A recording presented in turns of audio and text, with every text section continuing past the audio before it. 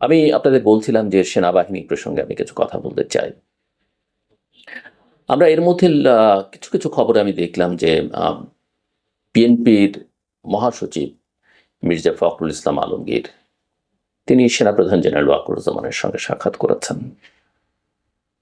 আমি সাক্ষাৎ কি নিয়ে হয়েছে আম পত্র-পত্রিকার খবরে জানা গেছে যে তারা সাক্ষাৎ করেছেন। আ সেটা কোথাও বিস্তারিতভাবে আমি দেখিনি। তবে সাক্ষাৎ যদি হয়ে থাকে এবং সেই সাক্ষাতের বিষয়বস্তু কি হতে পারে সেটা নিয়ে নানা জল্পনা কল্পনা আছে। একটা হয়তো মির্জা ফখরুল ইসলাম আলমগীর ভারপ্রাপ্ত চেয়ারম্যানের একটা বার্তা পৌঁছে দেবার চেষ্টা করেছেন সেনাপ্রধানকে যে তারা ক্ষমতায় এলে সেনাবাহিনীকে টাচ করা হবে না। হয়তো এরকম একটা বা সেনাবাহিনীকে প্রফেশনালি তারা রান করবেন। আ সেনাবাহিনীকে অতীতে যেরকম পলিটিসাইজ করা হয়েছে সেটা হয়তো করবেন না। এরকম একটা বার্তা তারা দেবার চেষ্টা করবেন এবং সেনাবাহিনী প্রতিষ্ঠান হিসেবে আ যেন প্রতিষ্ঠানের মতো চলতে পারে, সেরকম হয়তো একটা বার্তা দিয়েছেন। বাট আন্ডারস্ট্যান্ডিং কিছু হয়েছে কিনা সেটা আমার জানা নেই। কারণ আম উভয় পক্ষেই কিছু আস্থার সংকটের জায়গা থাকতে পারে এবং হয়তো এটাও মির্জা ফখরুল ইসলাম আলমগীর বলতে পারেন যে, নির্বাচনটা যেন ভালোভাবে হয় ফেব্রুয়ারি মাসে, সেক্ষেত্রে সেনাবাহিনীর যেন পূর্ণ সহযোগিতা করে। এটা হয়তো তার চাওয়া থাকতে পারে। যদিও ভালো নির্বাচন মানে কি আর ভালো নির্বাচনে সেনাবাহিনী আসলে শুধুমাত্র সেনাবাহিনীর পক্ষে সেই লোকবলই আদৌ আছে কিনা একটা দেশে ভালো নির্বাচন করবার একটা গুরুত্বপূর্ণ ভূমিকা সেনাবাহিনী রাখতে পারে, কিন্তু সেটা একটা বড় প্রশ্ন। কিন্তু সবচাইতে গুরুত্বপূর্ণ প্রসঙ্গ যেটা আলোচনা সেটা হচ্ছে স- সম্প্রতি 28 জনের বিরুদ্ধে একটা চার্জশিট আন্তর্জাতিক অপরাধ আদালতে অপরাধ ট্রাইব্যুনালে দাখিল করা হয়েছে এবং এই চার্জশিটে 25 জন সিনিয়র এবং মধ্যগোত্রের সেনা কর্মকর্তা রয়েছেন।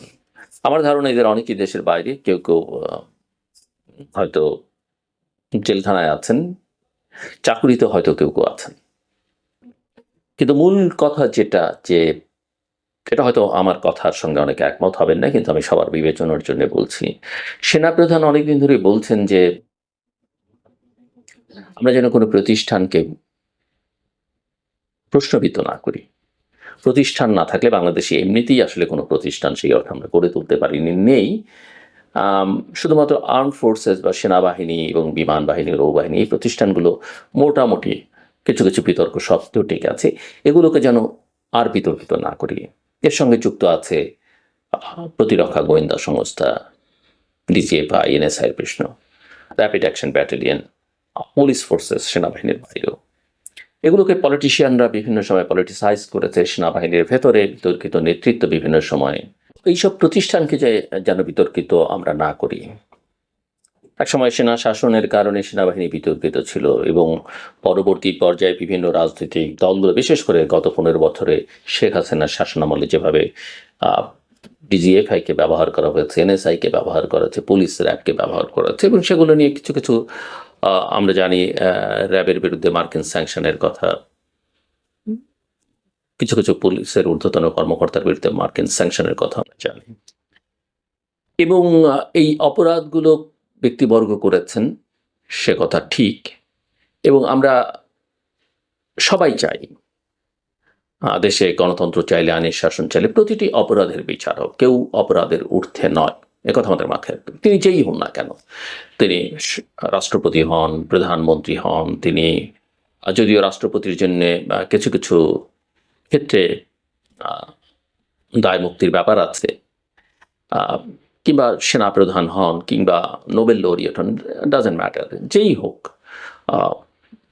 মসজিদের ইমাম হন, পুরোহিত হন, পাদ্রী হন, সবাইকে আপনি শাস্তি, এমনকি সাংবাদিকদের জন্য। কিন্তু এখানে একটা বিষয় আমাদের একটু বিবেচনায় রাখা দরকার, যেটা আমি সেনাপ্রধানের সঙ্গেও খানিকটা একমত, যে অপরাধ যারা করেছেন তাদের বিচার হোক। বিচারটা সেনা আইনে হয়তো তারা করতে চান এবং সেনা আইনে বিচার হলো আমি কোনো খারাপ কিছু দেখি না। বেসামরিক আদালতে বিচার, অনেকেই মনে করবেন যে আইনের শাসন থাকলে বেসামরিক আদালতে বিচার হওয়া উচিত, কিন্তু বেসামরিক আদালতের বিচারের মধ্যে অনেক সময় পলিটিসাইজেশনের সম্পর্ক থাকতে পারে। দ্বিতীয়ত হচ্ছে যে এরকম নানা অপরাধে বিভিন্ন সময় নানানজন অভিযোগ তুলবেন, আর তার প্রেক্ষিতে তাদের বিচার হলে সেনাবাহিনীর অভ্যন্তরের যে ডিসিপ্লিন সেটা অনেকখানি ক্ষতিগ্রস্ত হবে। আমি মনে করি আস্থার একটা বড় সংকট তৈরি হবে। আস্থার সংকটটা কিরকম আমি আপনাদেরকে একটু আমি আমার মতো করে বোঝানোর চেষ্টা করি, আমি জানি না কতখানি বোঝাতে পারবো। এই ধরনের প্রতিষ্ঠানে যারা কাজ করেন তারা তাদের ঊর্ধ্বতন কর্মকর্তাদের নির্দেশ পালন করতে বাধ্য।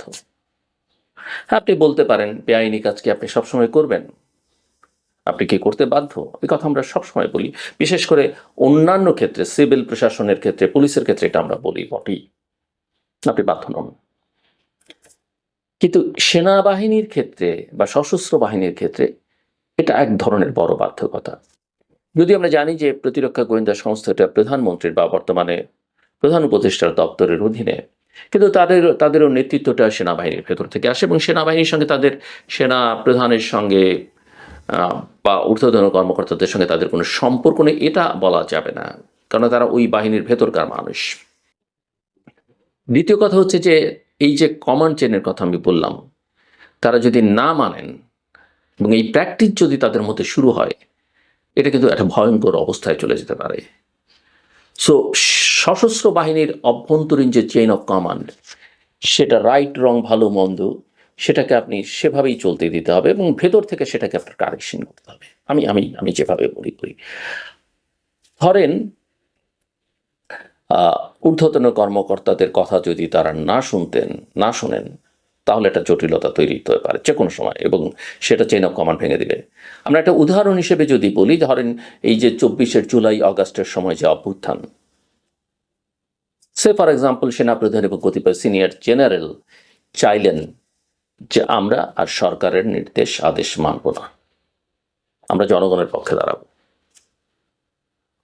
একটা বড় অংশ যদি সে সময় প্রতিবাদ করতেন, না আমরা তো সরকারের অধীনে, কাজে আমাদের সরকারের কথাই মানতে হবে, আমরা সরকারের কথাই শুনব, বুঝতে পারেন এই অভ্যুত্থান সেদিন সাফল্যের মুখ দেখতো? আমার মনে হয় দেখতো না।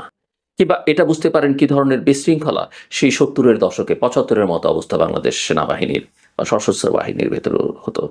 আবার উল্টো দিক থেকে যদি চিন্তা করেন যে সেনা প্রধান চাইছেন না বা তার সতীর্থ জেনারেলরা চাইছেন না, কিন্তু ভেতরে একটা ভীষণ চাপ যে আমরা জনগণের পক্ষে দাঁড়াবো, আমরা কমান্ড শুনবো না, সরকারের সঙ্গে থাকবো, সেটাও একটা বিশৃঙ্খলা, কিন্তু চরম বিশৃঙ্খলা।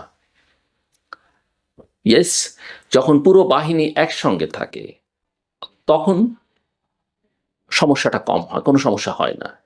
কিন্তু বাহিনীর ভেতরে যদি অসন্তোষ থাকে, রাইটলি অর রংলি, সেটা কিন্তু বাহিনীকে, ওই ফোর্সেসকে ক্ষতিগ্রস্ত করে, এবং এরকম পরিস্থিতিতে দেশের স্বাধীনতা, নিরাপত্তা, সার্বভৌমত্ব ঝুঁকির মধ্যে থাকে। সো আমি জানি না যে সেনাবাহিনী বিষয়টাকে কিভাবে ডিল করছে, কি চাইছে তারা। তবে রাজনৈতিক মহলে অনেক রকমের উচ্ছ্বাস আমরা দেখতে পাই, অনেক রকমের দাবি দেখতে পাই। রাজনৈতিক মহলে বেশ সাধারণভাবে নাগরিকদের মধ্যে অনেক রকমের উচ্ছ্বাস থাকতে পারে, অনেক রকমের ক্ষোভ থাকতে পারে, অনেক বক্তব্য থাকতে পারে, কিন্তু রাষ্ট্র একটা নির্দিষ্ট নিয়মের মধ্যে চলে, তাকে একটা নিয়মের মধ্যে চালাতে হয়।